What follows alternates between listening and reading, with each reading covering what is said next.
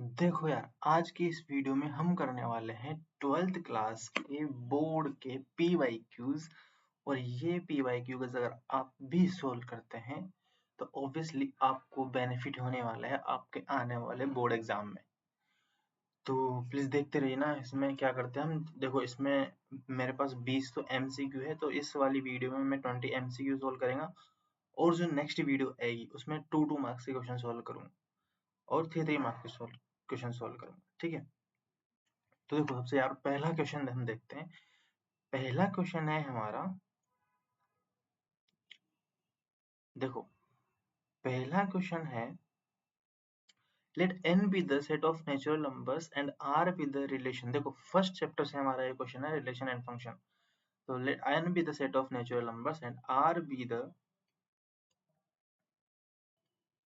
ठीक है, रिलेशन हमको ऐसे डिफाइन करके दिया है कि a is equal to b minus 2 and b is greater than 6। ठीक है, तो कौन सा ऑप्शन इसमें से ट्रू होगा कि कौन सा एलिमेंट जो है वो R में जाएगा। तो ऑब्वियसली जो इस रिलेशन को सेटिस्फाई करेगा a is equal to b minus 2, वही हमारा किस में जाएगा, R में चला जाएगा। तो a ऑप्शन अगर हम चेक करें तो हमारे पास a कोमा b है, मतलब 2 इज इक्वल टू 4 माइनस 2, मतलब 2 इज इक्वल टू 2। तो ये ऑप्शन ही हमारा सेटिस्फाई कर गया, तो हमारा ऑप्शन ए ही क्या हो जाएगा, ट्रू हो जाएगा। ठीक है, बाकी ऑप्शन सेटिस्फाई करेंगे नहीं। अच्छा, डिफाइंड एज आर देन 2,4 है ना, बी हमारा क्या होना चाहिए, ग्रेटर देन 6 होना चाहिए, है ना। लेकिन इसमें तो हमारा बी क्या है, ग्रेटर देन 6 नहीं है ए ऑप्शन में, है ना। देखो उसने बोला है कि बी भाई साहब आपके पास होना चाहिए ग्रेटर देन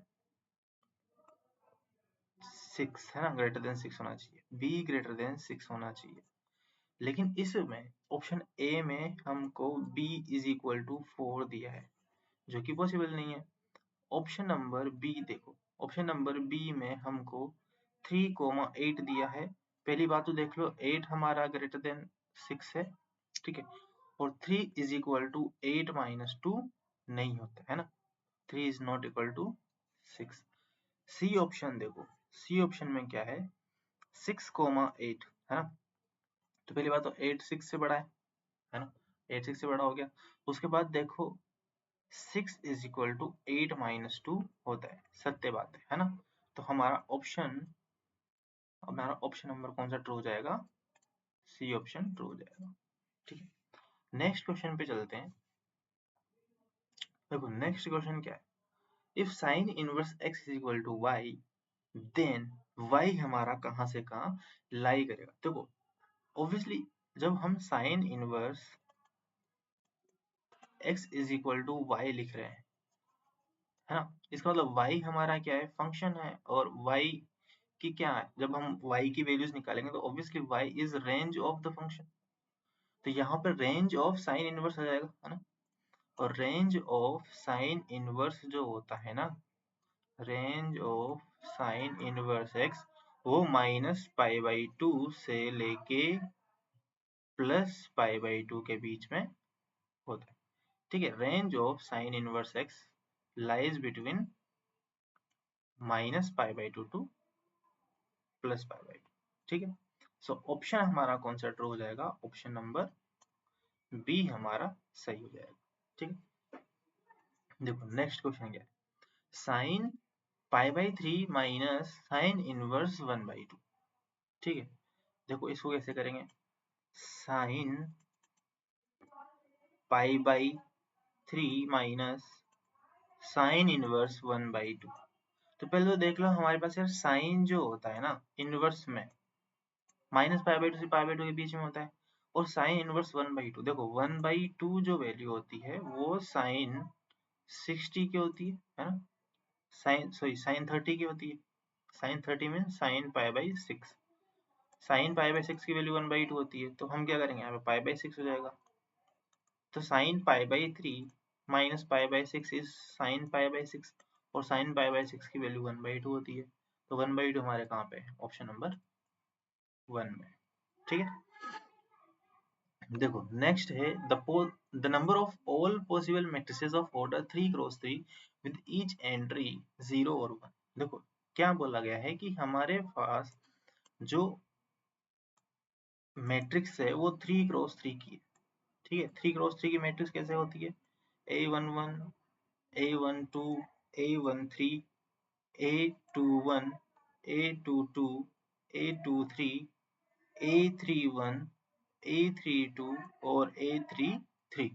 तो इसने बोला है कि हमारी जो एंट्रीज है ना ए आई जे, वो या तो 0 रहेंगी या फिर 1 रहेंगी, ये बोला है ना।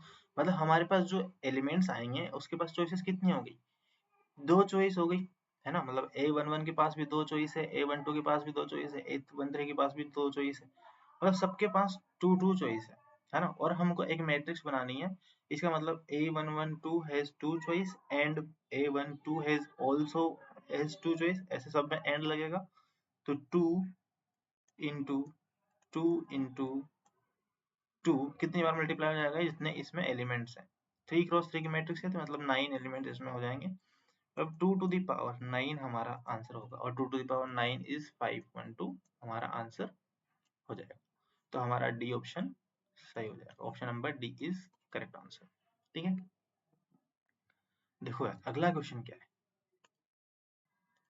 अगला क्वेश्चन है let f n/y be a function. n/y हमारा एक फंक्शन है हाँ। सेटिस्फाई किया जाता है fx is equal to 4x+3 ठीक है। Where y is equal to y belongs to n। y हमारा क्या है? एक सेट डिफाइन कर रखा है उसने। y किस तरीके का सेट है? y belongs to n where y is equal to 4x+3। मतलब कि y हमारा क्या है? रेंज सेट ही हो गया बेसिकली। जो फंक्शन हमारा दिया हुआ है fx=4x+3 वही हमारा y है। इसके लिए मतलब बेसिकली y हमारा क्या हो गया? रेंज ऑफ द फंक्शन है ना। हमको क्या करना है? Show that f is invertible and find the inverse. ठीक है, हमको क्या शो करना है कि f एक तो इनवर्टिबल है ना, और उसका इनवर्स भी हमको फाइंड आउट करना है। तो यार ये देखो इसमें एक शॉर्ट ट्रिक हम लगा सकते हैं कि हमारा जो कोई भी फंक्शन होता है ना, लीनियर फंक्शन है ना, वो हमेशा 1 1 ऑन 2 हो जाता है ना, नॉन कांस्टेंट। ठीक है, अब देखो इसको 1 1 दिखाने का भी तरीका है। जैसे पहले अगर हमको 1 1 दिखाना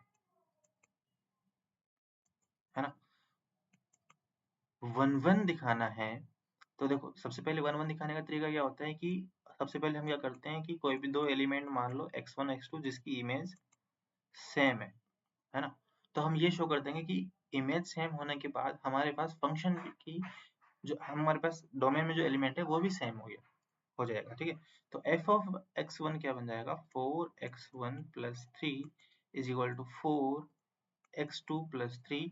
तो यहाँ से हमारे पास क्या हो जाएगा? 3 से 3 कैंसिल आउट हो जाएगा, 4 से 4 कैंसिल आउट हो जाएगा और x1 is equal to x2 आ जाएगा। इसका मतलब f हमारा क्या है? f is 1 1। ये हमारा 1 1 शो करने का तरीका होता है। दूसरा हमको ऑन टू शो करना है, तो ऑन टू शो करने के लिए हमको क्या करना पड़ेगा? कोई भी एलिमेंट ले लो कोडोमेन में से। Codomain is what? y, और y ही हमारी रेंज है। ठीक है, पूरा का पूरा। तो जब उसने y is equal to 4x+3 ऐसा सेट लिया है जिसमें y वही एलिमेंट्स आ रहे हैं जो फंक्शन की रेंज में आ रहे हैं, इसका मतलब y इज रेंज हो जाएगा, y हमारा रेंज हो जाएगा है ना। तो y ही पूरा रेंज बन गया, तो इसका मतलब f हमारा क्या हो जाएगा? ऑन टू हो जाएगा। और f ऑन टू हो गया, इसका मतलब f हमारा क्या हो गया? f is bijective. ठीक है, और एक बार f बाइजेक्टिव हो गया इसका मतलब f इनवर्स एग्जिस्ट करेगा। f inverse exist. अब f इनवर्स कैसे निकालते हैं? f इनवर्स कैसे निकालते हैं? हमको क्या करना होता है, जैसे फंक्शन हमारा क्या है? 4x+3 है, इसको y मान लो, y is equal to 4x+3 और यहाँ से x की वैल्यू निकाल लो। तो x की वैल्यू y-3/4 बन जाएगी। यही हमारा क्या बन जाता है? f inverse x is equal to x-3/4। यही हमारा क्या हो जाएगा? इनवर्स फंक्शन हो जाएगा। चलो नेक्स्ट क्वेश्चन पे चलते हैं। देखो नेक्स्ट क्वेश्चन क्या है, let A be the square matrix of 3 cross 3, then what is determinant of K A। अच्छा जब हम हाँ जब के A निकालते हैं, लेट सपोज A हमारी कोई भी मैट्रिक्स है ना, 3 क्रॉस 3 की मैट्रिक्स है, ठीक है, A11 A12 A13 A21 A22 A23 A31 A32 A33। जब हम के ए निकालते हैं एक्चुअली में, तो के क्या होता है, मैट्रिक्स में सबसे मल्टीप्लाई हो जाता है ना, मतलब के A11 है ना, के A12 के A13 ऐसे सबसे के मल्टीप्लाई हो जाएगा, ठीक है। जब डिटरमिनेंट हम निकालते हैं, डिटरमिनेंट से कोई चीज कॉमन लेते हैं, तो एक रो में से एक ही बार कॉमन आता है, या तो एक रो में से कॉमन लो या एक कॉलम में से कॉमन ले लो। तो चाहे तुम यहाँ से कॉमन लो चाहे यहाँ से कॉमन लो, एक के बाहर आ गया है ना। फिर इस रो में से कॉमन लेने के बाद अगली वाली रो में भी के है, तो वहां से भी के बाहर ले लो, ऐसे तीसरी वाली से भी बाहर ले लो, और अंदर क्या बचेगा, सिर्फ A11 A12 A13, और पूरी मैट्रिक्स हमारे पास बच जाएगी, तो के क्यूब एंड डिटरमिनेंट ऑफ ए, ठीक है। तो इसका मतलब ऑप्शन हमारा क्या हो गया, के क्यूब, सी ऑप्शन हमारा ट्रू हो गया। जब भी हमें ऐसा क्वेश्चन दिया होता है कि ए हमारे पास क्या है, मान लो ए जो है वो n क्रॉस n मैट्रिक्स है और हमको डिटरमिनेंट निकालना है के ए, तो क्या होता है, k की पावर n होके बाहर आ जाता है और डिटरमिनेंट ऑफ ए से मल्टीप्लाई हो जाता है, ठीक है, ये इसका रूल है। देखो अगला फंक्शन मुझे है, if f of x is equal to 1 plus x where x is less than equal to 2 and 5 minus x when x is less than equal to 3, then f is continuous at x equal to 2। तो देखो यार x equal to 2 पे हम क्या निकालेंगे, LHL निकालेंगे, RHL निकालेंगे, और f is equal to 2 पे हम फंक्शन की वैल्यू निकालेंगे। तो अगर वो तीनों इक्वल आ जाते हैं, LHL है ना, LHL is equal to RHL is equal to f of 2, अगर इक्वल हो जाते हैं, तीनों ही इक्वल हो जाते हैं उसमें, तो हमारा फंक्शन क्या होता है, कॉन्टिन्यूअस हो जाता है। तो सबसे पहले देखो यार f ऑफ LHL निकाल लेते हैं, LHL left hand limit x tends to 2 minus of f of x है ना। तो देखो जब 2 माइनस होगा मतलब हम 2 से कम में, तो 2 से कम में तो हमारा कौन सा फंक्शन काम करेगा, 1 प्लस एक्स वाला है ना, ये 1 प्लस एक्स वाला काम करेगा जब हम x less than equal to 2 होंगे। तो यहाँ पे हमारे पास क्या बन जाएगा, x प्लस 2, मतलब सॉरी x, ये हमारा बन जाएगा 1 प्लस 2 इज इक्वल टू 3। ऐसे जब हम आर एच एल निकालेंगे, तो limit x tends to 2 plus, मतलब हम 2 से अब ज्यादा जा रहे हैं, तो जब 2 से बड़ा होगा तो कौन सा फंक्शन काम आएगा, 5 माइनस एक्स है ना, तो f ऑफ x है ना, 2 से 2 प्लस का मतलब जस्ट 2 से बड़ा है ना, जस्ट 2 से बड़ा, तो जस्ट 2 से बड़ा हम 3 से आगे तो पहुंचेंगे नहीं है ना, 2 से जस्ट थोड़ा सा बड़ा होगा ना, थोड़ा सा 2 प्लस एप्सिलॉन मतलब है ना, 2 प्लस एप्सिलॉन टाइप्स। तो जब हम 2 से जस्ट थोड़े से बड़े पहुंच जाएंगे तो हमारा फंक्शन 5 माइनस एक्स हो गया, तो 5 minus 2 which is equal to 3 है ना। और जब हम f2 निकालेंगे, f2 मीन्स एग्जैक्ट 2 पे हमारे पास वैल्यू क्या है, जब x less than equal to 2 है तो 1 प्लस एक्स है, तो 1 plus 2 which is equal to 3। तो हमारा एल एच एल भी 3 आ गया, आर एच एल भी 3 आ गया, और एफ ऑफ 2 भी 3 आ गया। इसका मतलब हमारा फंक्शन कंटिन्यूअस हो गया 8x इक्वल टू 2। तो कौन सा ऑप्शन ट्रू हो जाएगा, हमारा ए ऑप्शन ट्रू हो जाएगा। देखो अगला क्वेश्चन है D by d x of log 10x हमको निकालना है, ठीक है, डी बाई डी एक्स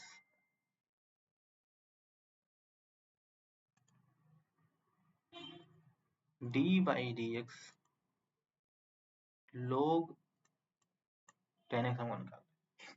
तो देखो log 10x का मतलब होता है जब हम d by d x log x का करते हैं तो ये 1/x रहता है, यहाँ हमारे पास x की जगह 10x है, ठीक, तो 1/10x हो जाएगा। और x जो यहाँ पे अगर हमारे पास कुछ ऐसा होता है d by d x f of g x. तो ये कैसे होता है, f of dash g x और फिर मल्टीप्लीकेशन में जी डैश एक्स, है ना। तो यहाँ पे 1/10x हो गया, 10x का डिफरेंशिएशन और हो जाएगा, 10x का डिफरेंशिएशन होता है सेक स्क्वायर एक्स, ठीक है। तो ये हो जाएगा हमारे पास, जैसे 1 इसको लिख देंगे हम cos x upon sine x, और इसको लिख देंगे 1/cos स्क्वायर एक्स। तो हो जाएगा 1/sin x into cos x। 2 से मल्टीप्लाई और डिवाइड कर देते हैं, तो ऊपर भी 2 हो जाएगा, नीचे भी 2 हो जाएगा। तो ये 2/sin 2x हो जाएगा, और sin 2x को हम लिख सकते हैं cosec 2x। तो हमारा आंसर हो जाएगा 2 cosec 2x, मतलब हमारा ऑप्शन नंबर B2 हो जाएगा, ठीक है। अगला क्वेश्चन क्या है, अगला क्वेश्चन हमको दिया हुआ है the rate of change of the area of a circle with respect to its radius। मतलब हमको देखो एरिया क्या होता है, area is pi r square. तो हमको change with respect to radius दिया हुआ है, कितना है, अच्छा हमको निकालना है ना। तो a is equal to pi r square, तो ये हो जाएगा 2 पाई आर, है ना। तो एट आर इक्वल टू 6 निकालना है, तो 2 पाई इंटू 6 मतलब 12 पाई हमारा आंसर हो जाएगा। तो कौन सा ऑप्शन ट्रू हो गया हमारा, ऑप्शन नंबर बी ट्रू हो गया, ठीक है। देखो नेक्स्ट क्वेश्चन है the interval in which y is equal to x square e to the power minus x is increasing दिखाना है। तो increasing हमारा क्या होता है, increasing मतलब f dash x क्या होना चाहिए, पॉजिटिव होना चाहिए। तो यहाँ से y हमको दिया हुआ है x square e to the power minus x, तो y डैश निकाल लेते हैं। अब यहाँ पे प्रोडक्ट ऑफ फंक्शन लग जाएगा, पहले एक्स स्क्वायर को छोड़ो, e to the power minus x का e to the power minus x, और माइनस एक्स का माइनस आ जाएगा, ठीक है, प्लस एक्स स्क्वायर का 2x हो जाएगा, e to the power minus x h d से रहने वाला है, ठीक है। अब y डैश को ग्रेटर देन 0 कर दो, ठीक है। तो x square minus e to the power minus x plus 2x e to the power minus x, ठीक है। E to the power minus x को कॉमन ले लो, तो ये बन जाएगा minus x square plus 2x, है ना, ग्रेटर देन 0, ठीक है। तो यहाँ से हमारे पास भाई e to the power minus x तो always positive, this is always positive, इसका मतलब minus x square plus 2x को भी क्या होना पड़ेगा, पॉजिटिव होना पड़ेगा। और यहाँ से हम क्या करते हैं, माइनस से मल्टीप्लाई कर देते हैं, तो माइनस से मल्टीप्लाई करने पे इनइक्वलिटी क्या हो जाती है, चेंज हो जाती है। तो x square minus 2x less than equal to 0 हो जाएगा। अब देखो यहाँ से x कॉमन ले लो, x कॉमन लेते हैं, ये बन जाएगा x माइनस 2 लेस देन 0। यहाँ पे लगा दो हमारा वेवी करो मेथड, है ना, x इक्वल टू एक तो 0 बन जाएगा, एक 2 बन जाएगा। यहाँ पे साइन जो है, यहाँ पे साइन पॉजिटिव है, तो यहाँ से पॉजिटिव नेगेटिव पॉजिटिव लेके चलो, है ना। हमको लेस देन 0 दिखाना है, लेस देन 0 में हम क्या करते हैं, नेगेटिव को इंक्लूड करते हैं। तो हमारा जो x आ जाएगा वो कहाँ से कहाँ जाएगा, 0 से 2 के बीच में, मतलब हमारा ऑप्शन नंबर डी जो है वो सही हो जाएगा, ठीक है। देखो यार नेक्स्ट क्वेश्चन है,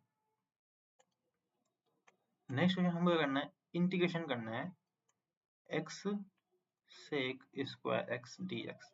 अब देखो यहाँ पे दो फंक्शन मल्टीप्लिकेशन में x और सेक स्क्वायर एक्स, तो हम इसको आइलेट से सोल्व करेंगे, आइलेट, है ना, इंटीग्रेशन बाय पार्ट सोल्व करेंगे। तो आइलेट का मतलब होता है सबसे पहले तो inverse function, logarithm, arithmetic, trigonometry और एक्सपोनेंशियल, ठीक है।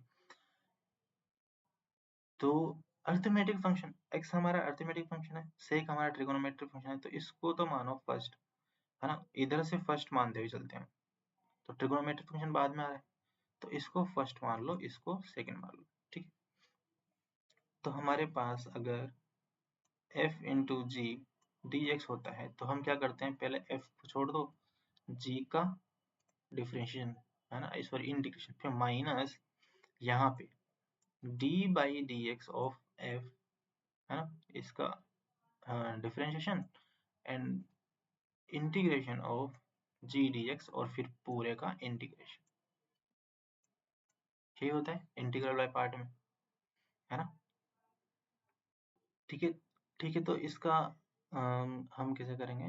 इसका करने के लिए देखो, फर्स्ट है तो पहले x को छोड़ देंगे, फिर integration of sec square x d x minus बड़ा इंटीग्रेशन और d by d x of x, फिर integration sec square x d x और फिर इस पूरे का इंटीग्रेशन। देखो सेक सेक स्क्वायर एक्स का जो इंटीग्रेशन होता है वो होता है टेन एक्स माइनस, यहाँ पे भी सेक स्क्वायर एक्स का तो क्या हो जाएगा, टेन एक्स हो जाएगा, डी बाई डी एक्स मतलब D x upon D x one हो गया, है ना, और ये हो जाएगा ten x d x.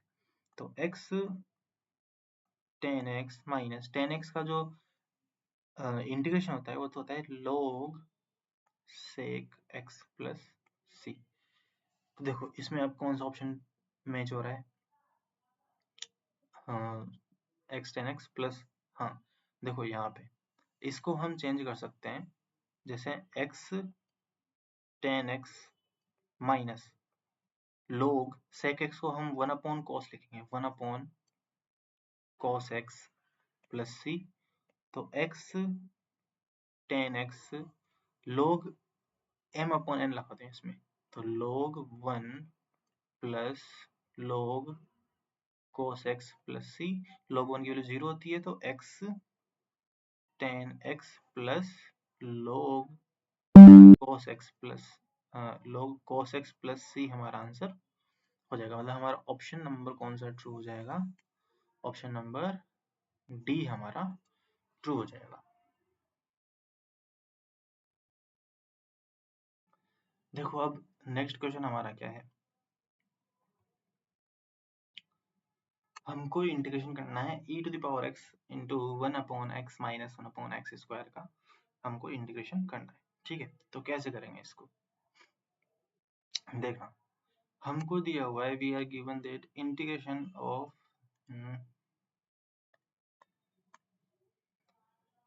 Of e to the power x one upon x minus one upon x square dx। देखो जब भी हमारे पास ऐसा कोई इंटीग्रेशन दिया होता है, मतलब e to the power x और यहाँ पे हमको फंक्शन दिया होता है और उस फंक्शन का डेरिवेटिव हमको यहाँ पे दिया होता है, तो इसका ना डायरेक्ट फॉर्मूला तुम लोग याद रख सकते हो क्या, इसका जो डायरेक्ट फॉर्मूला होता है ना वो हो जाता है e to the power x into f x. ठीक है, तो यहाँ पे हमको देखो वन अपॉन एक्स है ना, वन अपॉन एक्स का जब हम डेरिवेटिव करते हैं तो minus one upon x square आ जाता है ना। तो यहाँ पे ये जो है हमारा फंक्शन है और यहाँ पे फंक्शन का डेरिवेटिव है विद माइनस साइन, तो ये हो जाएगा हमारे पास e to the power x into f of x मतलब into one upon x plus c, और ये हो जाएगा e to the power x by x plus c हमारा आंसर हो जाएगा। तो कौन सा ऑप्शन ट्रू हो जाएगा यार, हमारा ऑप्शन नंबर डी जो है करेक्ट आंसर हो जाएगा। ठीक है, आगे बढ़ते हैं। देखो यार area bounded by the curve y is equal to sin x between x is equal to 0 and x equal to 2 देखो यार वीडियो को स्किप बिल्कुल मत करना क्योंकि मैं पूरे 20 क्वेश्चन करवाने वाला हूँ, है ना। तो और सारे के सारे क्वेश्चन जो है PYQ में आए हुए हैं, सारे के सारे इम्पोर्टेंट है, इसमें ऐसा कुछ भी नहीं है कि मतलब कोई मैं फालतू क्वेश्चन करवा रहा हूँ, सारे के सारे एक एक क्वेश्चन इम्पोर्टेंट है यार, है ना। तो इसकी बिल्कुल मत करना और पूरा वीडियो देखना। देखो area bounded by the curve y is equal to sin x between x is equal to 0 and x equal to 2 pi. देखो यार सिंपल सा है कि y is equal to sin x और x इक्वल टू 0 तो हमको पता है ना, कहाँ कहाँ से निकलता है। तो सबसे पहले हम हमारा फंक्शन बना लेते हैं। देखो y is equal to sin x और x इक्वल टू 2 पाई भी पॉजिटिव में रहेगा तो पॉजिटिव वाला ही बना लो, दिक्कत कोई नहीं। y is equal to x equal to 0 तो यही है y एक्सिस, है ना, x इक्वल टू 0 ये वाली लाइन है, तो इसमें और x इक्वल टू 2 पाई, तो यहाँ से पाई और यहाँ पे 2 पाई, है ना। तो x इक्वल टू 2 पाई कहाँ से निकलेगा, यहाँ से निकलेगा। ठीक है, ये x इक्वल टू 2 पाई और ये x इक्वल टू 0 है हमारे पास। तो बेसिकली साइन हमको ये वाला एरिया फाइंड आउट करना है। तो देखो यार, साइन के जो फंक्शन होते हैं वो सिमेट्रिक होते हैं, है ना। तो जितना एरिया इसका होगा उतना ही एरिया इसका होगा। यहाँ से यहाँ 0 से पाई, तो 0 से पाई में जो एरिया होगा, पाई से 2 पाई में भी उतना एरिया होगा। तो हम 0 से पाई में निकाल के उसका क्या कर देंगे, डबल कर देंगे। तो देखो एरिया निकाल लो इस वाले का 0 से पाई के बीच का, है ना। तो 0 से pi sine x d x, ठीक है भाई। 0 से पाई के बीच का एरिया निकालना है हमको, तो 0 से पाई के बीच में साइन का डिफरेंशिएशन सॉरी इंटीग्रेशन कर देंगे, है ना। भाई यही तो रहेगा ना, हम जब स्ट्रिप बनाएंगे तो कुछ ऐसे बनाएंगे, है ना। जूम करके दिखा देता हूँ। जब हम स्ट्रिप बनाएंगे तो कुछ इस तरह से बनाएंगे। तो स्ट्रिप का अपर पार्ट तो होगा साइन पे और लोअर पार्ट होगा 0 पे, है ना।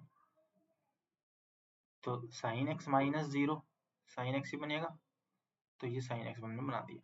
अब देखो साइन एक्स का माइनस कोस एक्स हो जाता है, माइनस कोस एक्स 0 से लेके पाई, तो माइनस कोस पाई की वैल्यू -1 0 की वैल्यू, है ना। ये हो जाएगा 2। इसका डबल कर देंगे तो हमारा एरिया क्या हो जाएगा, 2 इंटू 2 4 यूनिट स्क्वायर, ठीक है। कौन सा ऑप्शन ट्रू हो जाएगा हमारा, ऑप्शन नंबर बी, ठीक है। देखो नेक्स्ट है the general solution of the differential equation. देखो यार, ये तो हमें साफ साफ नजर आ रहा है ना कि dy by d x is equal to e to the power x plus e to the power y. तो dy बाई डी एक्स, इस e to the power x plus y को हम e to the power x into e to the power y लिख सकते हैं basically. तो ये हमारा वेरिएबल सेपरेबल हो जाएगा, है ना। तो dy by dy by e to the power y is equal to e to the power x into dx। तो ये हो जाएगा e to the power minus y d y is equal to e to the power minus x dx।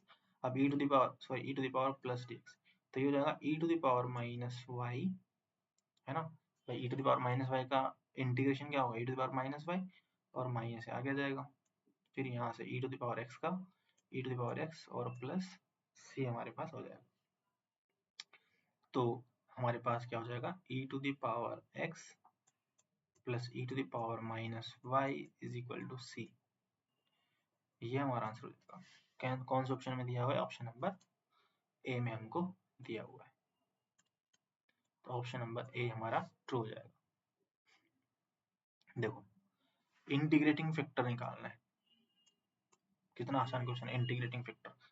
तो सबसे पहले इसको linear equation में change कर लो, है ना।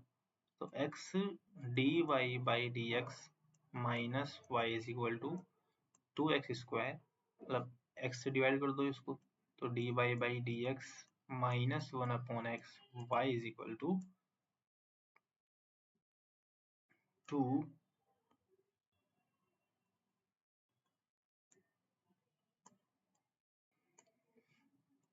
2x। इंटीग्रेटिंग फैक्टर हमारे पास क्या होता है, e to the power -1 upon x d x, है ना। यही तो होता है इंटीग्रेटिंग फैक्टर हमारे पास। तो हमारे पास इंटीग्रेटिंग फैक्टर क्या बन जाएगा, e to the power -1 upon x का इंटीग्रेशन हो जाएगा log x, है ना। तो ये हो जाएगा हमारे पास, जैसे माइनस से हटा देंगे तो e की पावर log 1 अपॉन एक्स लिख देंगे, e से log कट जाएगा तो 1 अपॉन एक्स हमारा आंसर आ जाएगा। मतलब ऑप्शन नंबर सी हमारा ट्रू हो जाएगा। ऑप्शन नंबर सी हमारा ट्रू हो जाएगा। भाई ऐसा होता है ना, जब भी हमारे पास क्या होता है, जो differential equation dy by d x plus p x y is equal to q x type से होता है, तो इंटीग्रेटिंग फैक्टर जो है वो e to the power integration of p x d x हो जाता है। जो इंटीग्रेटिंग फैक्टर होता है वो क्या हो जाता है, e to the power integration of px dx हो जाता है।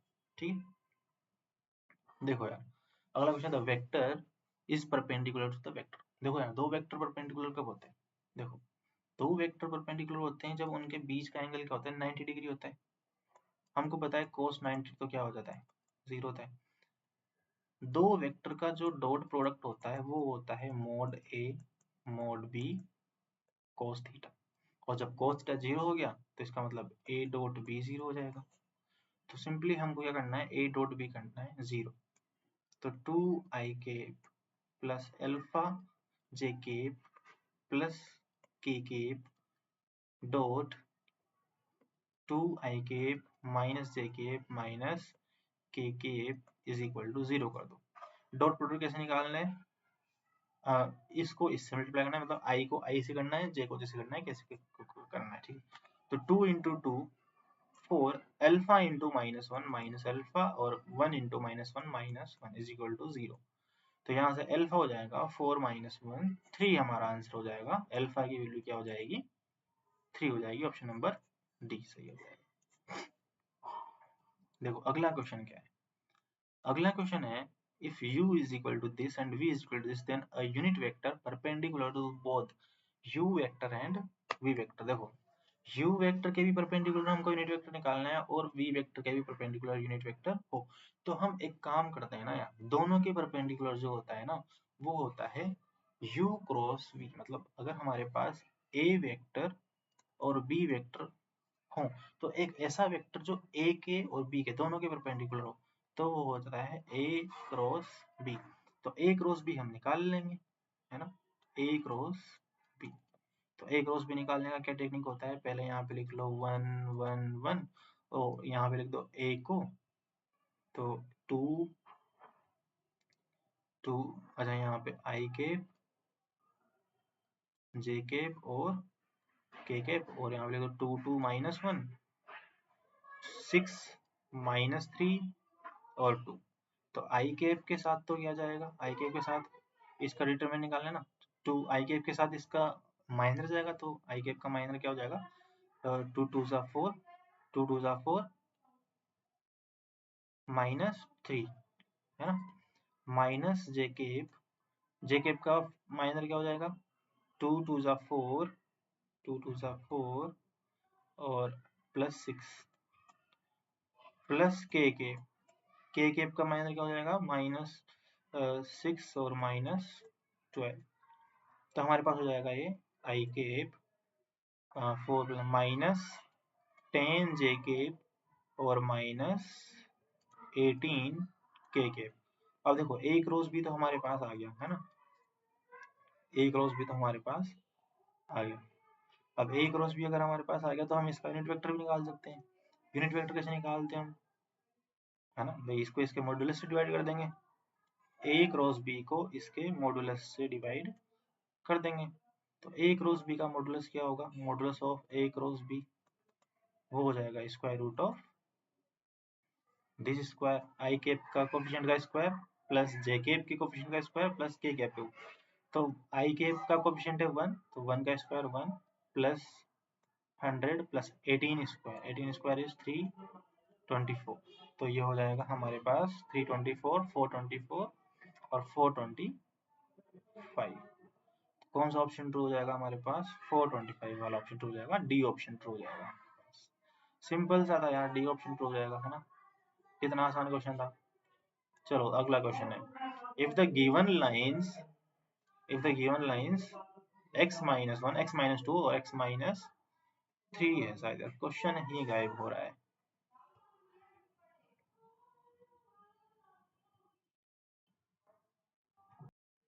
चलो ठीक है, वैसे तो मतलब हमको इन ऊपर वाले से तो मतलब है नहीं, हमको तो डायरेक्शन वेक्टर से मतलब है।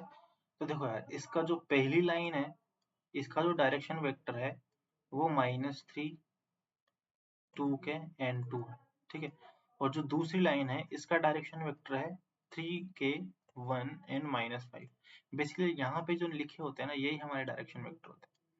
और परपेंडिकुलर का जो कंडीशन है, परपेंडिकुलर की जो कंडीशन है वो होती है कि यार इनके जो डायरेक्शन वेक्टर का डॉट प्रोडक्ट होता है ना, डॉट प्रोडक्ट वो इज इक्वल टू 0 होता है ना, क्योंकि वही हम जब दो लाइंस के बीच में एंगल निकालते हैं तो वो कब निकालते हैं, ये मतलब जब दो लाइंस के बीच का हम एंगल निकालते हैं तो बेसिकली उनके जो डायरेक्शन वेक्टर्स होते हैं उनके बीच का एंगल निकालते हैं।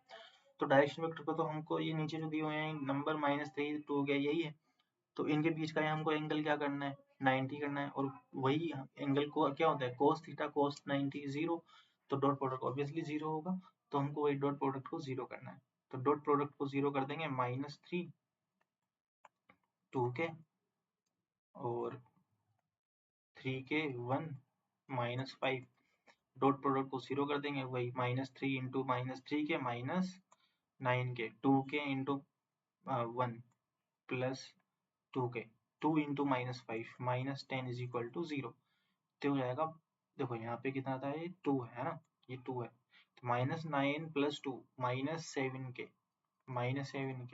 तो k की वैल्यू यहाँ से आ गई -10/7, तो हमारा ऑप्शन नंबर कौन सा ट्रू हो जाएगा, -10/7 सी ऑप्शन हमारा ट्रू हो जाएगा। देखो अगला क्वेश्चन क्या है, the angle between the plane r dot 3i minus 4j plus 5k equal to 0 and r dot 2i minus j minus 2k। तो देखो जब भी हमारे पास क्या होता है, प्लेन्स होते हैं, प्लेन्स के बीच का एंगल जब पूछा जाता है तो बेसिकली हम उनके जो प्लेन के जो नॉर्मल वेक्टर होते हैं है ना, जैसे अगर हमारे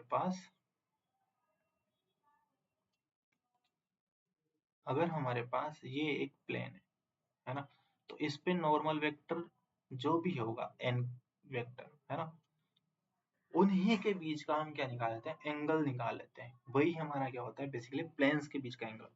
और प्लेन की जो इक्वेशन होती है वो r vector dot n vector होती है इक्वल टू 0, मतलब हमारा यहाँ पे जो ये दिया हुआ है यही हमारा क्या है, यही हमारा क्या है बेसिकली n वेक्टर है, यही बेसिकली हमारा क्या है n, इन दोनों के बीच का एंगल निकालना है ना, मतलब हमको cos थीटा निकालना है, ठीक है, cos थीटा निकालना है, तो cos थीटा का सिंपल सा फॉर्मूला है, क्या है सिंपल सा formula, a dot b upon a dot b का मोड a मोड b, ठीक है, तो cos theta is equal to, जब यहाँ पे हम डॉट निकालेंगे तो 3 इंटू 2 6 -4 इंटू -1 +4 +5 -10 है ना, और a का मोड कितना हो जाएगा 3 का स्क्वायर 9 + 16 + 25, और b का मोड हो जाएगा 4 +1 +4, तो cos थीटा हमारे पास हो जाएगा, cos theta is equal to 6 + 4, अच्छा ये तो 0 ही हो गया है ना, 0 हो गया, तो हमारे पास थीटा क्या आ गया, 0 कहाँ होता है 90 डिग्री पे, मतलब π/2, मतलब दोनों के बीच का जो एंगल होगा वो π/2 के इक्वल होगा, मतलब हमारा ऑप्शन नंबर कौन सा ट्रू हो जाएगा, ऑप्शन नंबर बी ट्रू हो जाएगा, ठीक है। चलो अगला question, the probability of obtaining an even prime number on each die when a pair of die is rolled। देखो यार, जब पेयर ऑफ डाइस को रोल किया जाता है तो उसने बोला है कि probability of obtaining an even prime number on the each, मतलब हमको क्या करना है 2 2 आए है ना, इवन प्राइम नंबर तो सिर्फ 2 ही है, तो 2 2 आए सिर्फ, जब दो डाइस को थ्रो करते हैं तो टोटल आउटकम तो हो जाते हैं 36 है ना, और उस पर 2 2 तो आने की पॉसिबिलिटी तो एक ही रहेगी ना, मतलब एक ही सिचुएशन में आ सकता है जब दोनों पे ही 2 2 है, तो सिंपल फेवरेबल आउटकम 1 और टोटल आउटकम 36, तो हमारा आंसर क्या हो जाएगा 1/36। देखो if r is the set of real numbers and if r to r be a function defined by f of x is equal to 3 minus x cube into 1/x square, then f of fx निकालना है हमको। f का मतलब क्या हुआ, f of fx, इसका मतलब हो गया हमको f of fx निकालना है, ठीक है, तो f of, देखो fx हमको दिया हुआ है 3 minus x cube पावर 1/3, तो बेसिकली हमको क्या करना है, एफ ऑफ एफ एक्स है ना, एफ एक्स की वैल्यू क्या है 3 माइनस एक्स क्यूब इनकी पावर 1/3 है ना, मतलब x की जगह ये वैल्यू पुट कर दो फंक्शन में है ना, मतलब 3 माइनस एक्स की जगह 3 minus x cube power 1/3 power 3 और इसकी होल पावर 1/3, तो ये हो जाएगा 3 माइनस यहाँ पावर 3 से 3 कैंसिल हो गई, 3 प्लस एक्स क्यूब पावर 1/3 और 3 से 3 कैंसिल हो गया, पावर में 3 से 3 कैंसिल हो गया, तो x आ गया हमारा आंसर। तो सी ऑप्शन हमारा ट्रू हो जाएगा है ना, सी ऑप्शन हमारा ट्रू हो जाएगा। अगला देखो, let R be the set of real numbers and f R to are.